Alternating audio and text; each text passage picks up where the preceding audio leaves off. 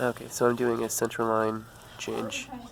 First thing I would do is wash my hands, put gloves on, put the patient in a comfortable position, put a mask on them, and have them turn their head away from the actual site.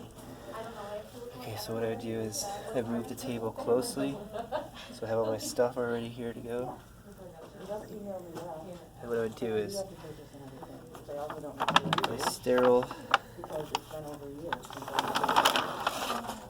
field ready to go. I would drop that in there. And I would drop this in here.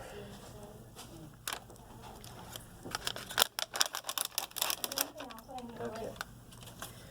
And now I would start working on this by taking it off. Let's see. I would start from the sides.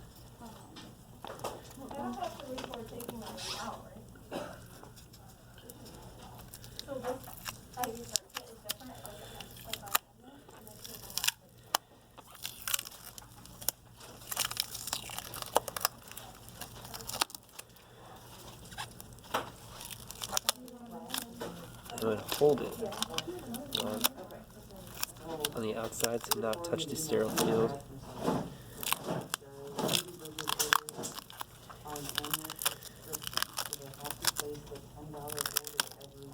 And I would have checked in the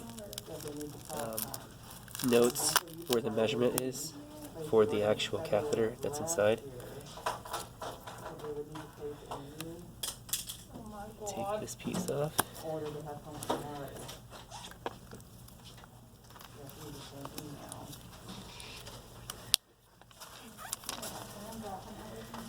Okay.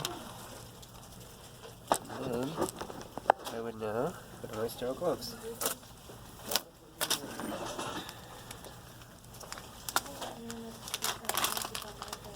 Wash my hands again.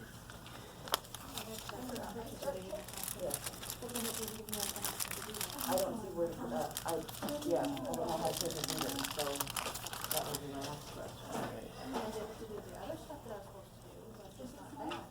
She's got the thing, is that thing shut now? We can't get any more?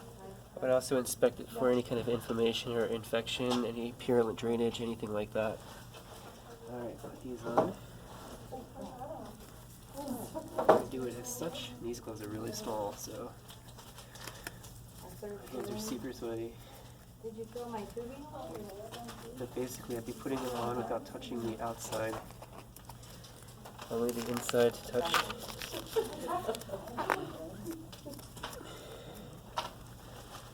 And I would get better gloves next time. Bigger.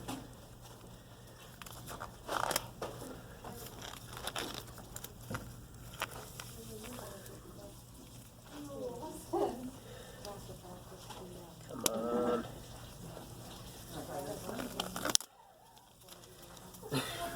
There's one of them. And then for this one, I would just take it and cuff it under. It's still sterile.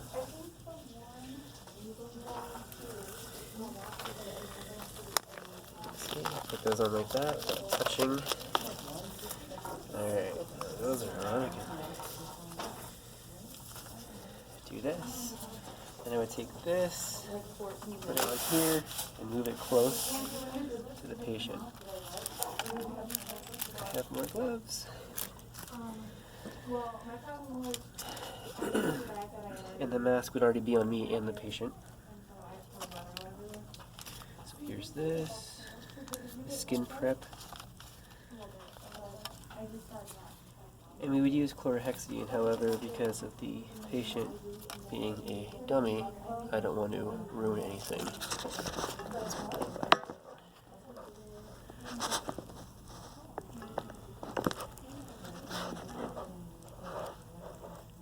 Okay.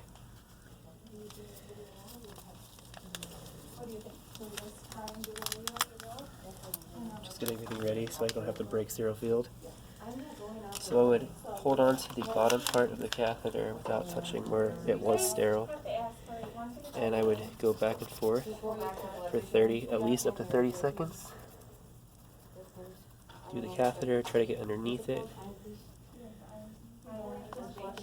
clean the whole area You don't have to pull back the blood return? for just a minimum of 30 seconds. Alright. I'm still looking for any kind of infection or inflammation. I don't break sterile field. My hand stays above the sterile field. So then I would take the prep wipe Hot mess. and I would wipe it around it to prepare it for the lock. Still holding it outside. So for this,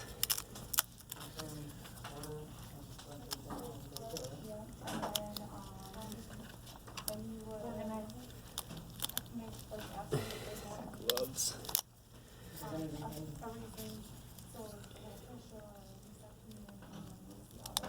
You be careful not to pull out anything like the actual line itself. This goes downwards.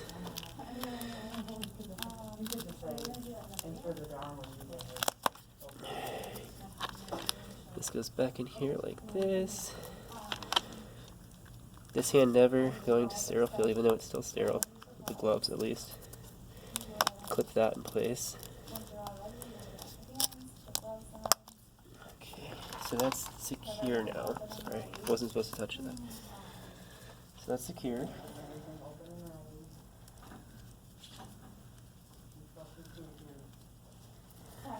And then, depending on your company you work for, but that would go on there.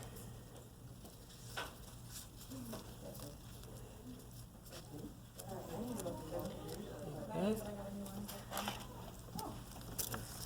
Since my dominant hand, my right hand is the one that touched everything, using my right hand, it's still, excuse me, now that's on, I can use my left hand.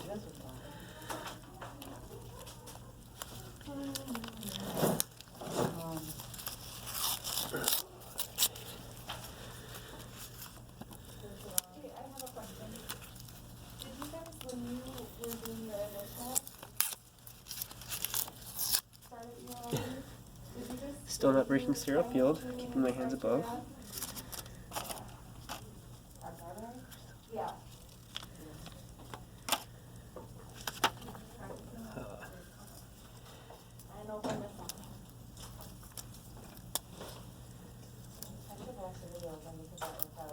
And then I would put this sticker on here. I would remove all of this as well. It's a little old, it's not coming off.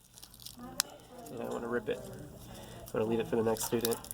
I would put this sticker on here with date and time of dressing, like, you know, time of dressing change, initials.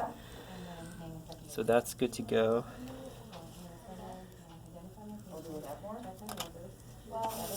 And I would put the patient back in a comfortable position, take the mask off. Everything would be trashed. I'd take off my gloves. Make sure the patient's okay. Well, before I take the gloves off, well, now it's sterile, but I would measure this to see where it is, see if it's changed or it's in the same location. And then I would obviously document that. And that's it.